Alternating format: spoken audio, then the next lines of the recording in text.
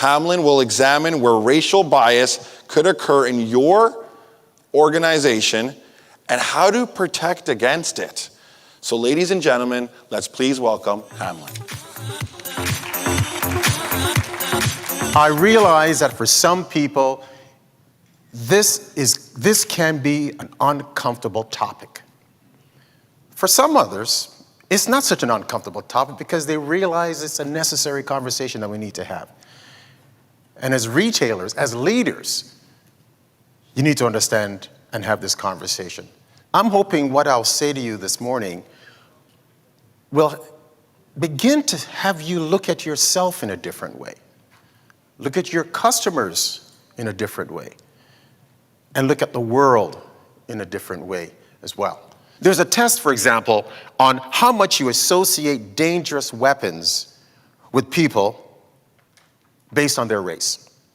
The test will flash images of black people and white people, along with knives and guns and harmless objects like cell phones or wallets, combs, just flash and associating those images with these objects.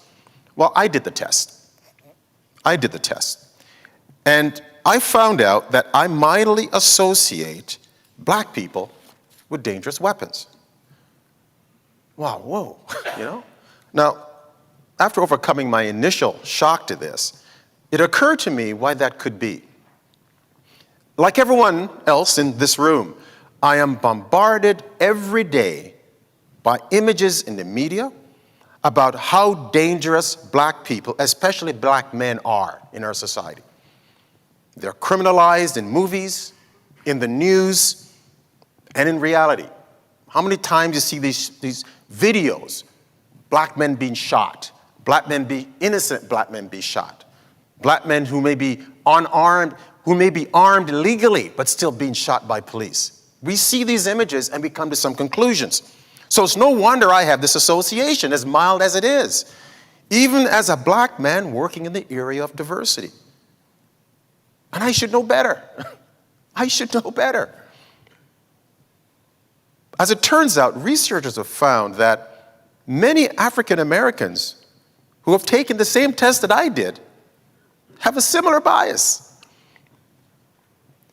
People who aren't black, in particular whites, have an even greater bias.